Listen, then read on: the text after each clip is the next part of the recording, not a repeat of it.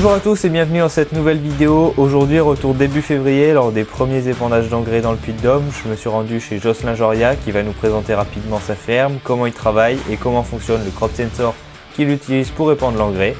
J'ai essayé de vous faire une vidéo style interview, mais vous verrez que je peux encore améliorer un peu dans le domaine. En tout cas, les propos de Jocelyn sont super intéressants, donc j'espère que la vidéo vous plaira. Et je laisse tout de suite place aux images. Bon visionnage!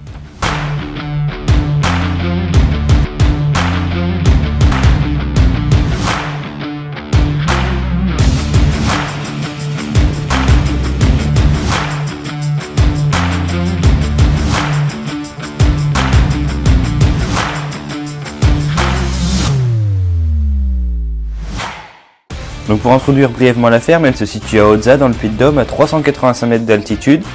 Elle s'étend sur 19 communes, donc ce qui n'est pas toujours évident pour travailler parce qu'il y a un parcellaire très dispersé. Donc Jocelyn m'expliquait que cette année il cultivait 240 hectares de blé de qualité, donc avec la coopérative Limagrin, 90 hectares de colza, une dizaine d'hectares de tournesol, 5 hectares de pommes de terre, 30 hectares de maïs semence, des lentilles, un peu de luzerne et des prés qui leur servent à alimenter la méthanisation. Je pense que je vous en ai dit pas mal et on va donc laisser Jocelyn continuer les explications. Donc parce qu'en fait, il y a une exploitation, ça s'appelle l'ERLG. On a une entreprise qui s'appelle ETHJR. Donc JR, c'est les initiales de mon grand-père. C'est lui qui avait fait la première entreprise dans les années 60, en 1960. Et après, il y a une SAS. C'est SAS méthanisation du projet. Donc l'idée c'est que la méta elle est auto-alimentée par le BA, par l'exploitation. Donc il n'y aura pas d'achat de marchandises. Il y a des trocs de paille. On troque de la paille contre du fumier. Donc on travaille avec des éleveurs et des centres équestres.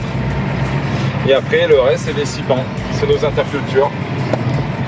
Puisqu'on est dans cette idée d'agriculture de conservation, on veut essayer de recréer une activité biologique sur nos sols, on veut laisser nos sols nus, on s'y retrouve en désherbage, les parcelles se salissent beaucoup moins, on a beaucoup moins de résidus de mauvaises graines et de mauvaises adventices qui était un souci sur certains secteurs. On a fait des essais, ça marche. Donc il y a des parcelles où on arrive même à faire, deux intercultures. Donc ça met une première fin juillet, début août, après moisson, qu'on récolte au mois de novembre. Et donc ça en fauche, on récolte, on encile. Et là derrière on resème un triticale à one sec. On va refaucher juste avant les piaisons. Et après derrière ça, ou on met un tournesol, ou on met une lentille. Et tout ça en semi-direct. Et on s'est aperçu que les champs se salissent vraiment beaucoup moins, ça c'est clair.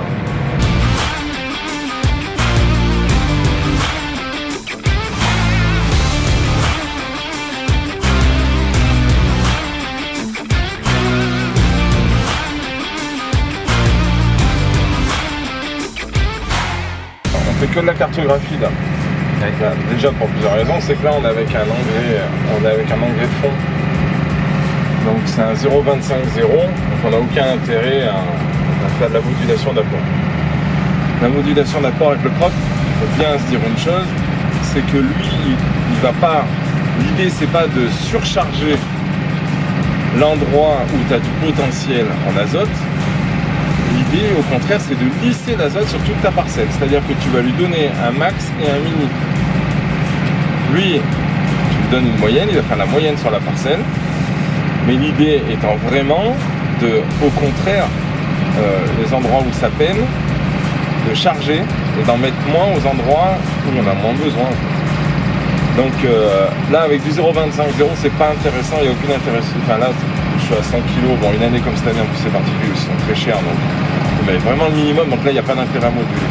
Malgré tout, il s'est avéré qu'il y a des retours maintenant où ils se sont rendus compte en fait qu'il faut vraiment attaquer de moduler dès le départ.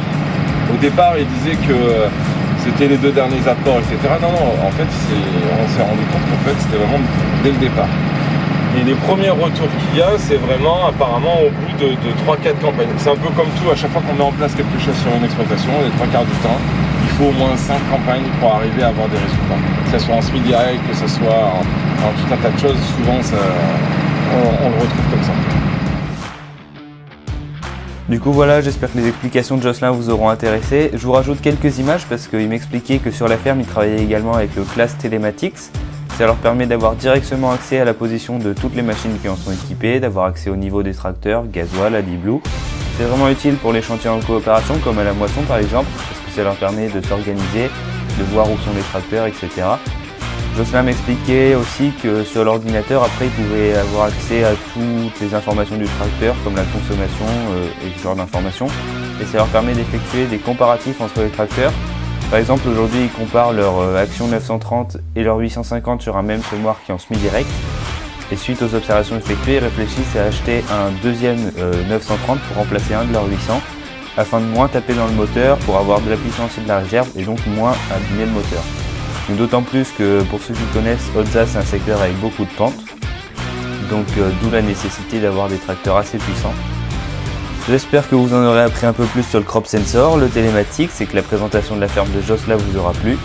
Pour ceux qui me suivent un peu sur TikTok ou Instagram, vous avez sûrement remarqué que je me suis rendu chez Kevin il n'y a pas longtemps pour un beau chantier de lisier. Je vous donne rendez-vous dans 2 ou 3 semaines pour la vidéo et en attendant, je vous dis à une prochaine. Salut!